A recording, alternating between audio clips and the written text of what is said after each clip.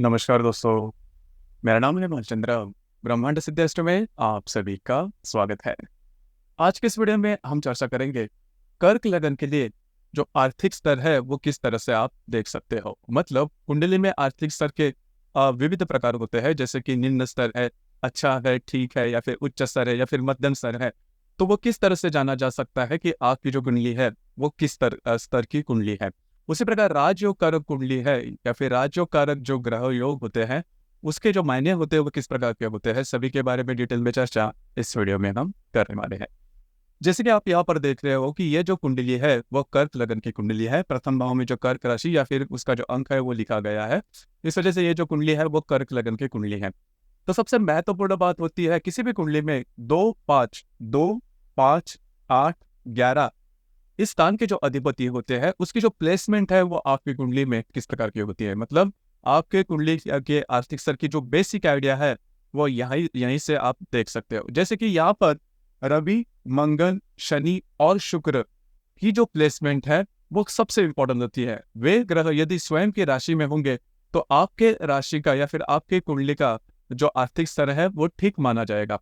उसी प्रकार रवि, मंगल, शनि और शुक्र की युति यदि इन्हीं भाव में होगी तो भी आपकी जो कुंडली है वो काफी अच्छी मानी जाएगी, मतलब आर्थिक स्तर के मामले में। अब हम जो चर्चा कर रहे हैं इस वीडियो में वो सिर्फ और सिर्फ आर्थिक स्तर के मामले में ही कर रहे हैं। कई दफा ऐसे भी होता है जैसे कि शनि और शुक्र जो ग्रह है वह कर्क लगन के लिए अशुभ फलदायी माने जाते हैं। मतलब इन ग्रहों की युति आपके कुंडली में आर्थिक स्तर पर तो काफी अच्छी होगी, लेकिन बाकी की जो बातें हैं उसमें यह जो युति है वो अशुभ फलदायी मानी जाएगी। जैसे कि गृह सौख्य, घर का जो सुख हम जो बोलते हैं, या फिर वैवाहिक जीवन के लिए भी ये जो युति है वो अशुभ फलदायी मानी जाएगी, लेकिन आर्थिक स्तर के लिए ये जो युति है वो शुभ फलदायी मानी जाएगी। अब यहाँ पर यदि रवि, मंगल, शनि और शुक्र यदि मैंने जैसे कहा इन्हीं भाव में होंगे, और खास करके रवि मंगल यदि आपके आपके लगन भाव में, द्वितीय भाव में, चतुर्थ भाव में, भाग्य भाव में, दशम या फिर लाभ भाव में होंगे, तो ऐसी जो कुंडली होती है वो काफी अच्छी मानी जाएगी, बहुत ही अच्छी मानी जाएगी। दूसरी इसमें अगर कहें शब्दों में तो ऐसी जो कुंडली होती है इसे राजयोग कारक कुंडली कहेंगे। अब यहाँ पर हम देखेंगे कि किस तरह से जो आर्थिक स्तर है वो हम देख सकते हैं। जैसे कि यदि रवि जो है, मतलब आपका जो धनेश है, वो यदि आपके प्रथम, चतुर्थ, पंचम या फिर भाग्य भाव में, दशम भाव में या फिर लाभ भाव में होगा तो वो जो कुंडली है वो काफी अच्छी मानी जाएगी। इस ऐसे जो जातक होते हैं इनका जो जन्म होता है वो काफी अच्छे खानदान में देखा जा सकता है, या फिर इनका जो बचपन है वो काफी अच्छे तरीके से बीता देख सकते हैं, या फिर काफी अच्छे तरह से बीतता है। उसी प्रकार आपके राशि का जो पंचमेश है मंगल, ये सबसे महत्वपूर्ण ग्रह है आपके कुंडली के लिए, क्योंकि यह जो मंगल ग्रह है इसे राजयोग कारक ग्रह कहते हैं, क्योंकि ये आपका पंचमेश भी है और दशमेश भी है, या फिर जिसे हम कर्मेश कहते हैं। तो महत्वपूर्ण केंद्र और कोण स्थान का अधिपति जो है वो मंगल है, जिसे हम राजयोग कारक कहते हैं। अब ये जो मंगल है ये मंगल आपके प्रथम भाव में, द्वितीय भाव में, चतुर्थ, पंचम, सप्तम, भाग्य, दशम या फिर 11वें स्थान में होगा, एकादश स्थान जिसे हम कहते हैं, या फिर जिसे हम लाभ स्थान भी कहते हैं। यहाँ पर अकेले भी मंगल होगा तो भी जो आपकी कुंडली है वो काफी अच्छी मानी जाएगी। मतलब जिस भी आर्थिक स्तर में आपका जन्म हुआ है उससे आपकी जो कुंडली है वो ऊपर उठेगी। अब यहाँ पर भाग्य का साथ वगैरह वो तो बातें आती ही है। मतलब कई दफा आपने देखा होगा कई जो व्यक्ति होते हैं उनमें खास ऐसा कोई स्किल नहीं होता, वो ज्यादा मेहनत भी नहीं करते, लेकिन फिर भी ऐसे जो व्यक्ति है जीवन में काफी अच्छे तरीके से आगे बढ़ते हैं, खास करके आर्थिक स्तर के मामले में। तो कर्क लगन के लिए जो मंगल का जो स्थान है या फिर जिस राशि में आता है वो काफी महत्वपूर्ण होता है। जिस भाव में आता है वो जो भाव पर होता है वो भी ज्यादा महत्वपूर्ण होता है। अकेला मंगल यदि आपके, मैंने जैसे कहा, इस स्थान में होगा तो जो कुंडली है उसके लिए आर्थिक स्तर के मामले में बड़ी दिक्कतों का सामना करना नहीं पड़ता। अब यहाँ पर शनि के बारे में कहे तो शनि जो ग्रह है वो आपका अष्टमेश है। अष्टम स्थान से नॉर्मली इजी मनी जिसे हम कहते हैं वो देखा जा सकता है। मंगल के बारे में मैंने जैसे कहा कि मंगल यदि आपके पंचम भाव में होगा तो ये जो पंचमेश मंगल है वो जो शेयर मार्केट से जो धन आता है, स्टॉक एक्सचेंज जो बनाता है, इससे भी इसका भी निदर्शक है।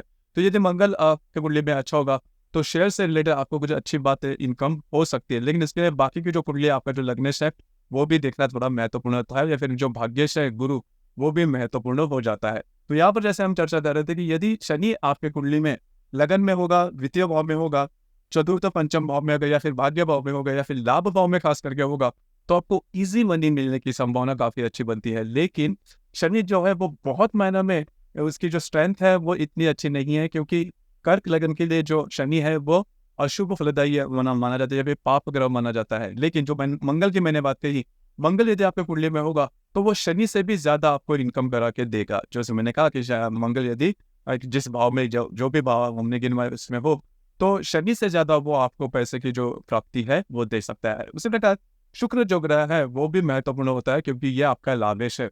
शुक्र यदि आपकी कुंडली में लगन में द्वितीय, चतुर्थ, पंचम, भाग्य भाव में, दशम भाव में या फिर लाभ भाव में होगा, तो भी आपका जो आर्थिक स्तर है वो ठीक होगा, अच्छा होगा।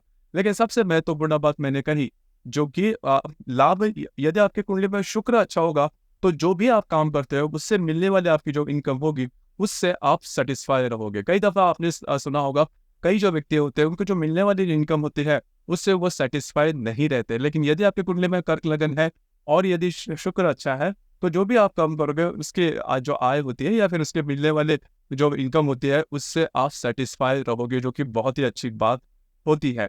तो मोटे तौर पर अगर कहा जाए तो यदि आपकी कर्क लगन की कुंडली है तो सबसे महत्वपूर्ण ग्रह होता है मंगल। उस मंगल के साथ यदि रवि, जो मैंने स्थान गिनवाए प्रथम, द्वितीय, चतुर्थ, पंचम, भाग्य और दशम और लाभ भाव में होगा, तो ऐसी जो कुंडली है वो राजयोग कारक कुंडली कहेगी। उसी प्रकार रवि, मंगल और उसके साथ यदि गुरु भी होगा, क्योंकि जो गुरु है वो भी काफी महत्वपूर्ण ग्रह कहलाता है।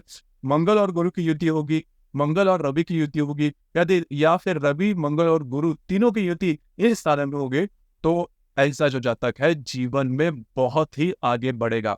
मतलब उसको मिलने वाला जो धन है वो अपने बलबूते पर मिल सकता है या फिर किसी अन्य वार से, लेकिन आर्थिक जो स्तर है ऐसी कुंडली का बहुत ही अच्छा देखा जाएगा, या फिर राजयोग कारक जो कुंडली है वो देखी जा सकती है। तो आप भी देख सकते हो कि आपकी कुंडली में इस प्रकार के योग है या नहीं, या फिर इस प्रकार के योग हो गए तो मान के चलिए कि आपकी जो कुंडली है वो जीवन में आगे जाएगी, आर्थिक जो स्तर है वो काफी अच्छा देखा जाएगा। अब यहाँ पर और एक जो बात है जिस पर ध्यान देना बहुत ही आवश्यक है, जो है लग्नेश, कि आपकी कुंडली में जो लग्नेश जो है वो किस प्रकार का है। जैसे कि कर्क लगन में जो लग्नेश होता है वो चंद्रमा होता है। चंद्रमा की स्थिति काफी महत्वपूर्ण होती है। चंद्रमा कौन से स्थान में है, कौन से नक्षत्र में है। यदि आपकी कुंडली में चंद्रमा मित्र ग्रह में है, अच्छे स्थान में है, या फिर अच्छे ग्रहों के युति केंद्र में होगा, या फिर युति में होगा, या फिर त्रिकोण भाव में होगा, तो भी जो आप, क्योंकि यदि आपके कुंडली में लग्नेश अच्छा है, लग्नेश जो है वो आपका शारीरिक या फिर मानसिक जो स्तर है उसमें काफी महत्वपूर्ण होता है।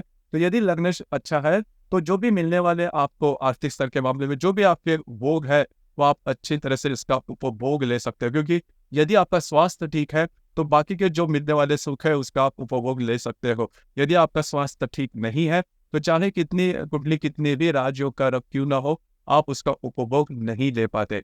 तो सबसे महत्वपूर्ण बात होती है लग्नेश आपकी कुंडली में किस प्रकार का है, और बाकी की जो भी हमने बातें गिनवाई वे यदि आपकी कुंडली में अच्छी है, अच्छे स्थान में, अच्छी राशि में होगी, तो मान के चलिए आपकी जो कुंडली है वो काफी अच्छी है। आर्थिक स्तर में किसी भी प्रकार के बड़े प्रॉब्लम कॉम्प्लिकेशन देखे नहीं जाएंगे। उसी प्रकार कई ऐसी जो कुंडलियां होती है वो जिस भी आर्थिक स्तर में जन्म देती है उससे काफी नीचे भी आते हैं।